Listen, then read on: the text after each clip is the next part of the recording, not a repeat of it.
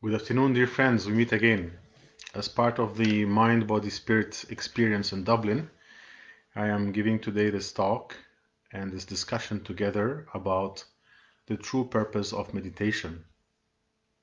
So feel free at any time to connect with your questions, write your comments. There is always a delay on Facebook, so just be present to that. It's around a 30-second delay. So even after the talk today, you'll be able to Facebook me, message me, or you can also email me on connectingwithman@gmail.com, and I will answer the questions the best way I can if they are short. So today our purpose is to talk about the true purpose, the true reason why we meditate. So first of all, I'm connecting with all of you. I know that some of you will see me now, some of you will see me later. In any case, we just hold the hands like that and we just stick them on the heart. Make sure that this part is sticking to your heart chakra, which is the middle of your breastplate where your thymus gland is. This is where you're going to actually connect here somewhere. And just put your hands like that and allow your chin to rest. And we will do 3 deep ohms of connection for everybody today. So deep ohms, deep breath in.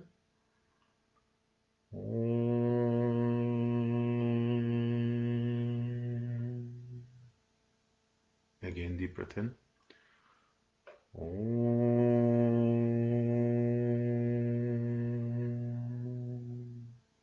Again, deep breath in.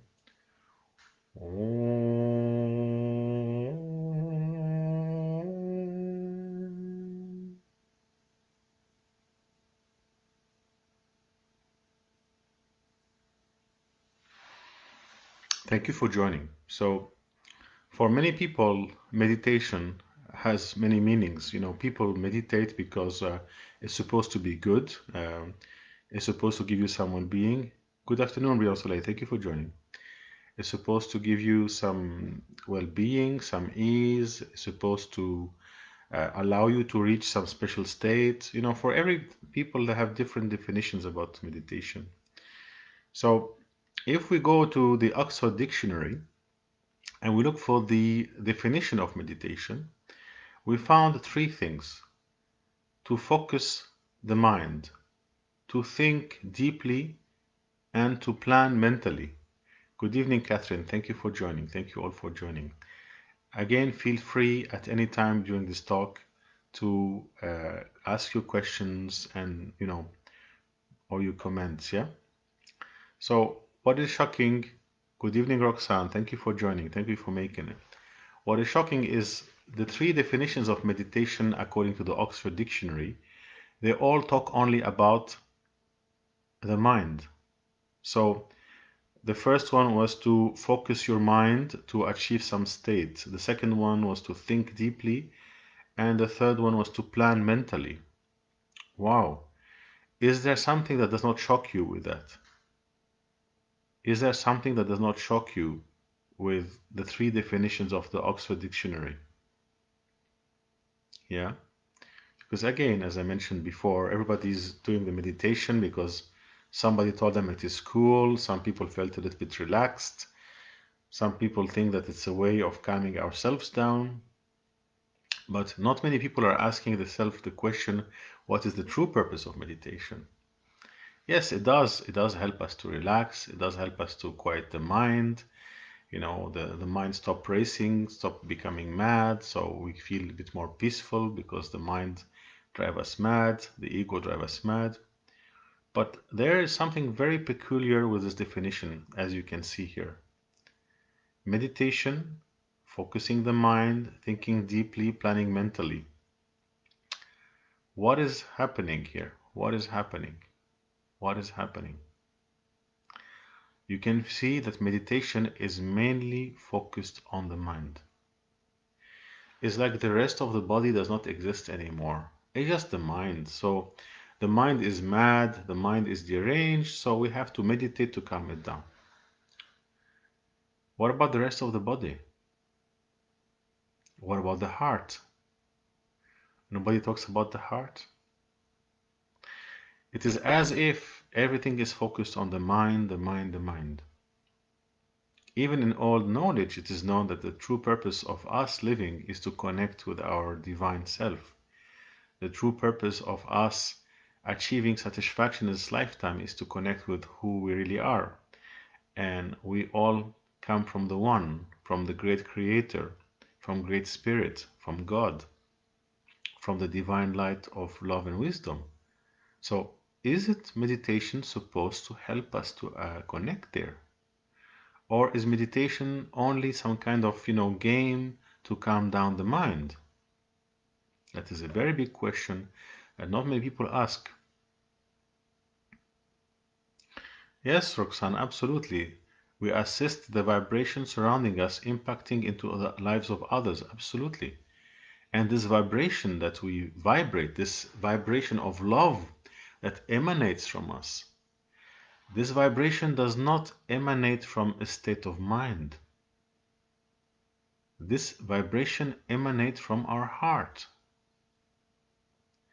Even people who studied the vibrational sciences and electromagnetism discovered that the magnetic field of the heart is 5,000 times superior to the magnetic field of the head, of the brain. So the magnetic field of your heart is 5,000 times superior to the one of your mind and of your brain. Yet meditation seems to be only focusing on the mind. That is why I have a lot of anxiety about mindfulness, the way it's been used, because mindfulness can be used to just make you think that everything has to be focused on your mind, and if your mind is okay, everything else is okay. And I'm very, very anxious about mindfulness being taught to children. I feel that children should be just free to express freely from the heart. And mindfulness taught to children seems more like something that can be dangerous, like a kind of a gagging act to the children. So one has to be very careful about that. So we have to vibrate this love to others. We have to discover our true self, which is our nature, that we are loving beings connected to Great Spirit. And the door seems to be in the heart, but we focus on the head. Amazing. Amazing. It's like, you're looking for your car in the kitchen, but the car is in the car park. No, you have to look for it in the kitchen. So the whole thing, something is seriously missing in there. Something is seriously missing in there. Creator, the energy of love, the love of light, the love of wisdom. If he were a human being, and he would have millions of hairs, every child of his is just the ending of that hair. And he listens to us through our hearts. That is why in the Upanishad, the oldest Indian philosophical and religious knowledge, spiritual knowledge, they say that Brahman, so the creator, he is living in the heart. In the heart. He is not sitting in your head. Yet we are meditating in our heads. We are meditating to make our head feel better. Through the meditation, we imagine a space of stillness and a space of quietness, and we slow down the vibrations of the mind and we feel good. But we are so disconnected. What about the heart? If my meditation is to reach my higher self, if my meditation is to improve myself, should it not be that I reach the true who I am? Should it not be that I reach to my heart to feel this connection and this connectedness with everything that is and with creation? What is the point of meditation if it is not to connect with creation? What is the point of meditation if it is not to connect to creation? Ask yourself the question. That is why I have friends who surf and they say to me, Man, is it okay? I don't meditate, I just like to surf. And I say to them, but do you feel happy when you're surfing the waves? Do you feel happy connecting with the sea? He said, yes. I said, then you are meditating. That's fine. The purpose of meditation is to increase our ability to connect with our deep self and increase our ability to connect with everything that is, isn't it? Feel free to interact. Feel free to ask questions. Feel free to say what you think. Feel free. This is our forum together. So any form of connectedness, any form of connecting with who you are, with your heart, that is meditation. Mindfulness techniques to quiet the mind, they are very useful. But don't tell me that they will allow you to discover who you are. They will allow you to discover how you can calm down your mind, but they will not allow you to discover the true nature of who you are.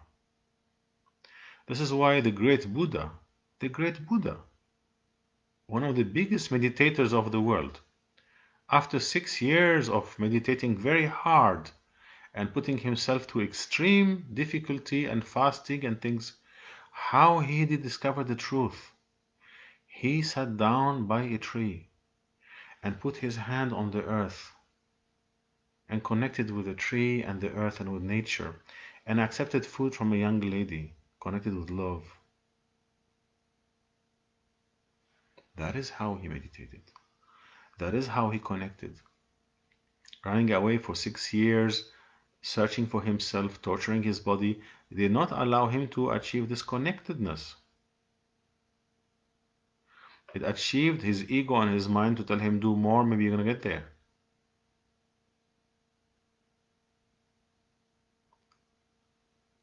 Stay with this. Connect with what I said to you. Meditate from the heart. Remember, Brahman sits in the heart. Even in the Christian religion, they say that the people who will go to heaven are the one who have the heart of a child, not the mind of an adult, the one who have the heart of a child. So I'm not asking you to become childish. No, we're adults, but to become childlike. What are the qualities of a child in his heart?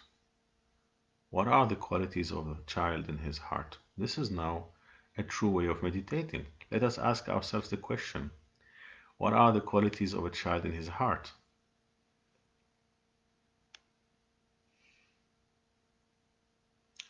What are the qualities the child have on his heart and that we lose when we get older? Because society tries to shape us into cold-blooded beings, not really sociable, not very loving.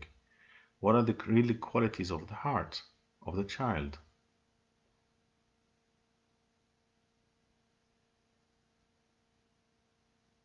Yes, I'm sure, or you all know it already. There are many, but the ones that come to me are compassion, love, forgiveness, and joy. Purity and innocence, absolutely, also.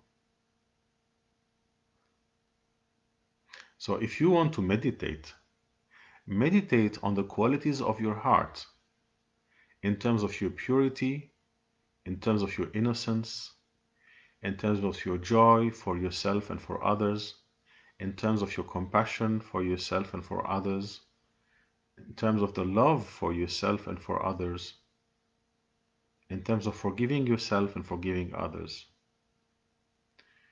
So when you start going into love of yourself, you start connecting with the fact that creation, creator, great spirit, God, gave you the power to be fully present to yourself, fully present to all your potential, fully free. You start feeling these qualities of freedom, potential, liberation, empowerment in the heart. In the heart. They are not mental states. The mind is important, don't get me wrong. But I'm talking to you about the deep spiritual meaning of meditation. And often meditation is taken as a way to take people away from their heart. And then what they do, they also have a heart type meditation. So they reincorporate the heart by having a specific meditation for the heart. But all the meditation, all the purpose of meditation, once you have some clarity in your mind, is to come to the heart. Else you live as a disconnected being, as a headless chicken. Your head and mind is somewhere and your heart is somewhere else. Go back to the ancient knowledge. the Upanishad. Brahman sits in your heart chakra, not in your head. Sorry. Go to the Christian religion. The people who have a childlike heart, they go to heaven, not an adult-like head.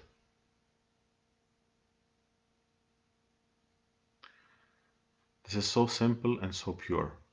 Purity and simplicity are the path of meditation. Roxanne said, children do not suffer self-contamination the way we do. We become contaminated through toxic relationships with the self and others. True heart and mind connection, connectedness and love free us of this. Absolutely, Roxanne. If you go into your heart and you realize that you are a daughter of creation and that you are pure and innocent and you are pure love and potential, and all the stories collapse. All the stories of your subconscious minds collapse, and all the stories of the karma of your family collapse, and you become free. Isn't that amazing? Isn't that the most beautiful thing we should all be aiming for? And since this is so amazing and this is the most beautiful thing we should be aiming for, should this not be the purpose of meditation? Rather than focusing your mind to get a little bit of quietness and well-being, thinking deeply, planning mentally. My God, it's a complete, um, shooting beside the target kind of thing going on. As I said to you, looking for your car in your kitchen, not in the garage. It is good to calm the mind. It is very good to calm the mind. It is very good to work around all the complexities and issues that the mind have. But most of the damage in the body has two sources, unless you have a sick mind.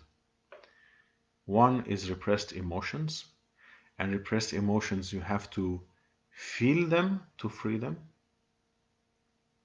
And one is karma from generations and generations, and you have to work spiritually to heal them. So when the emotions come out to surface, because the heart naturally brings them to surface, the mind tries to suppress it. And society gives us lots of tools to suppress the emotions. You watch television all the time, you never go into your heart. You take coffee all the time, you don't feel your feelings. You smoke cigarettes, you numb your feelings. You drink alcohol, you also numb your feelings. You overconsume food and sex and things like that, and then you don't feel your feelings anymore. You only have animalistic, basic feelings. But the feelings that have to do with your being, with your soul, with your inner core, with your inner self, with your inner child, all of these feelings are just squished. But these feelings are the engine of our day-to-day life. These feelings are the engine of our day-to-day life. These feelings, these hurts, these scars are the engine of our day-to-day life. How come meditation is not focused on them?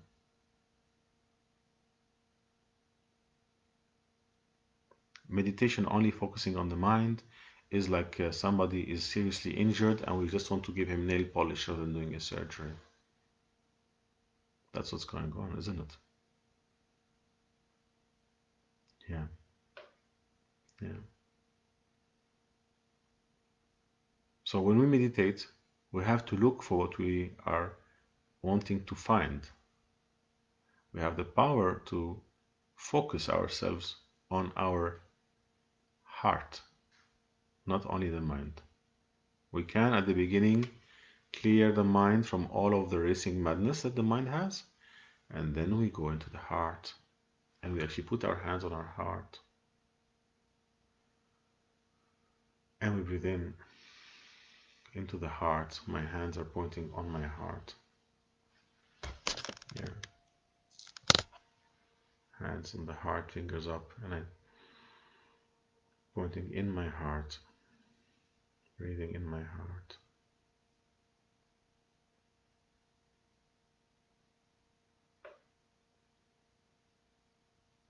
Connecting with my heart, pressing on my thymus gland, which is controlling the heart chakra.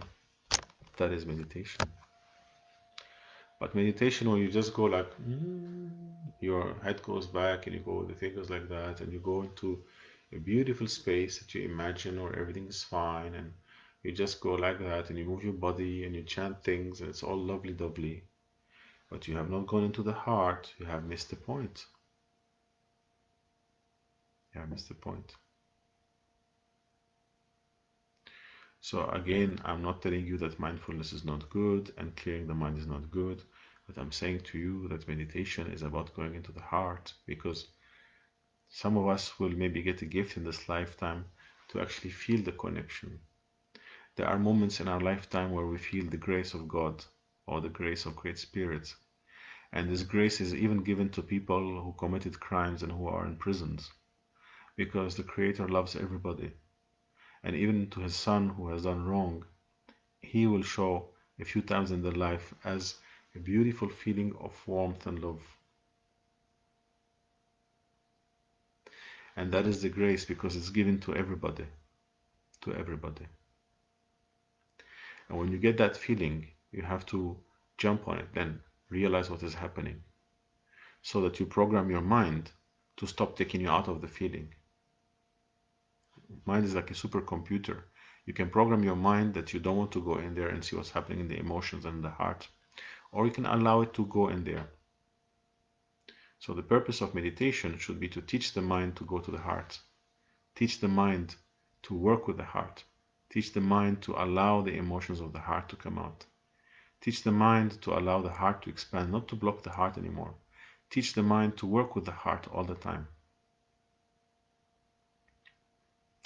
Our societies suppress the heart for the head. They say, I'm a rational person. I don't listen to my heart, I just listen to my head. That's wrong. We have to listen to our head, but we have to also have a connection between the heart and the head. I hope this was useful. I hope you enjoyed it. Please do ask any questions. We have a few more minutes together. Ask any questions or any sharings or any ideas you'd like to say. Thank you so much for participating today. Thank you so much. We are doing this like that now because of this lockdown. We're not allowed to gather together, but hopefully soon we will gather together as we were doing before.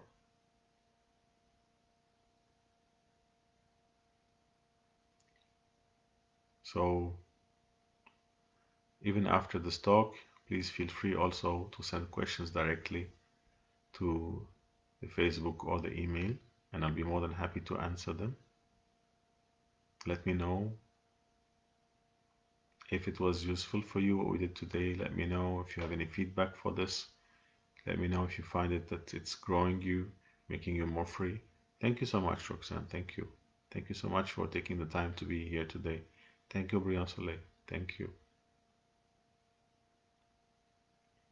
So yeah, that's our talk today. Tomorrow at 12 o'clock, I'll be talking more about sound healing, and I'll be sharing a sound healing technique with you. So I'll talk about how sound healing can help us, and we'll do a little bit more of sound work, um, so that you can also benefit from that and see how it can fit into your day-to-day life.